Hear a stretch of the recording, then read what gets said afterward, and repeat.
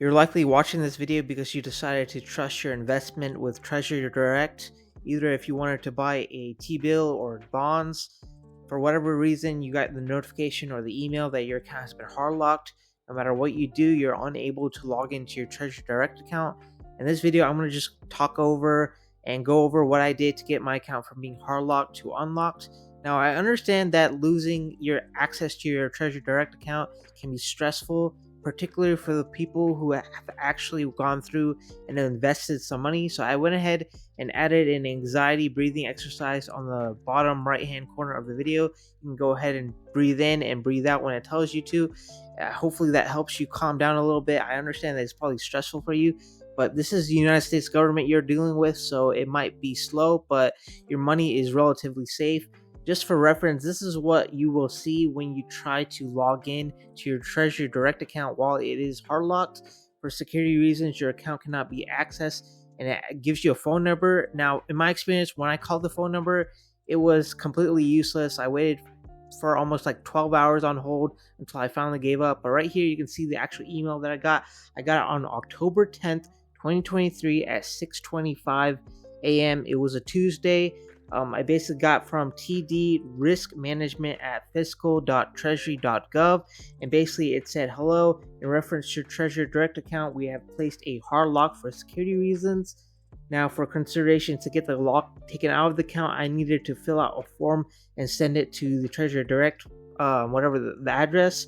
Now, I'm just going to walk through my personal experience. As I said, I got this email and I had the hard lock placed on my account on October 10th, 2023 at 6:25 a.m. Now that's a Tuesday, which is when my 4-week treasury bill would have actually been bought. But right here you can see that this is what they claim to have been acceptable for collection. That was a paying agent.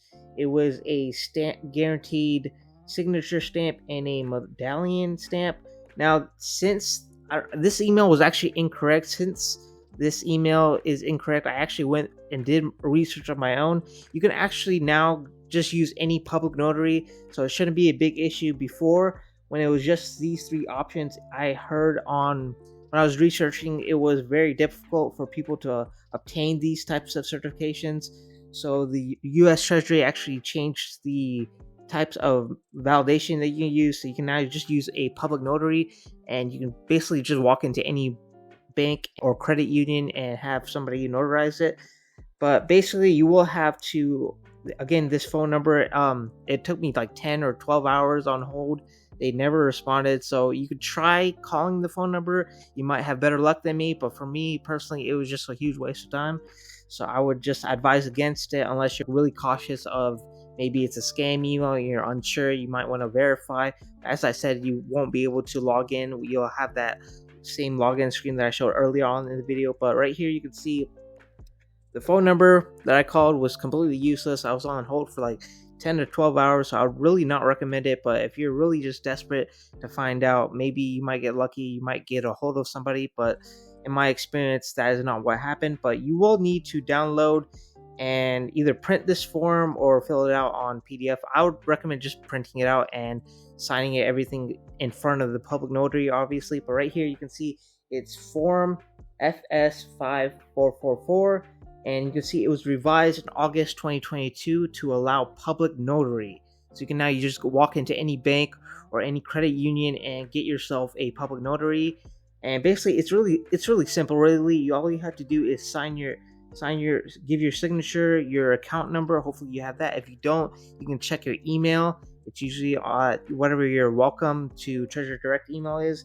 And then you print your first and last name, your social security number, your home address, your phone number, and as well as the other stuff like your city, state, zip code, email address.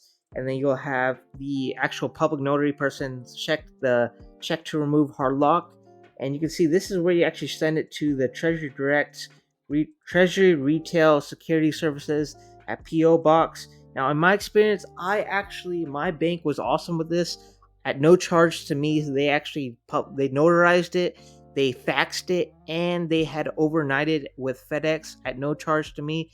So I'm not sure which one exactly had my account unlocked, whichever one that they viewed first. I would assume that they viewed the fax that my bank sent first before the actual physical mail ever got there, but I never know. But it's really simple. Really, the certifying officer or the public notary will just basically fill out the other information. They will fill out and they'll stamp it, and all you have to do is just send it to that address. You can send it to the PO box that they have listed at PO Box 9150, Minneapolis, Minnesota, at Treasury Retail Securities Services, or you could just fax it at the number 612-629-4285.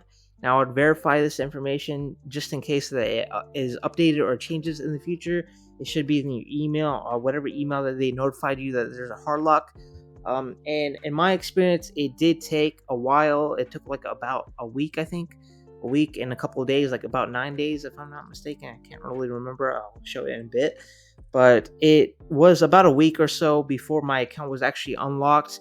Now, after this happened, I really did change my settings because I was one of the unfortunate people who actually had money invested in TreasuryDirect, so I wasn't one of the people who had a hard lock placed on my account before I put any money in there. But I did have a significant amount, and the worst part is I did not put my payment plan. I did not put where my money should go at maturity, and I would recommend you do that whenever you're buying treasury bills, because you never know when this happens. I'm not sure if your account is hard locked and you have that set up, it still goes to your bank whenever at maturity or not. But you can see right here at October 20th, 2023 at 9:46 a.m. I basically got an email from TD Risk Management. It was the same email that actually locked my account in the first place. It basically said, "We value customer privacy," and that's obviously in our financial holdings of them, and we protect them, which obviously I was stressed out during this week. But because your account shared some similarities of accounts that had been created for identity theft, Risk Management had placed hard locks on your account, but now they have been removed after further investigation. So that's October 20th, 9:46 a.m. I think that was a Tuesday. I'm not really sure. That's in 2023. But that is a whole, how many days was that? Let me look actually back. What's the date? Oh, that's a whole 10 days. 10 days since I actually got the hard lock placed. And that's also about like 9 since I actually had it faxed out or sent out overnight.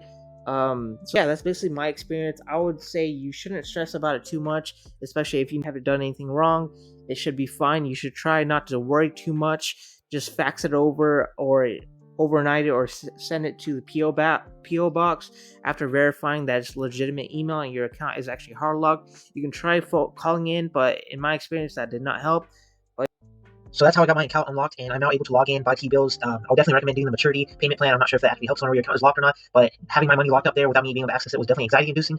But in my case, it was unlocked after 9 days after sending my form. I don't know if you would count business days. Business days, it would be even less. But yeah, that's basically my experience. If you guys need any help, let me know in the comment section below, and until next time.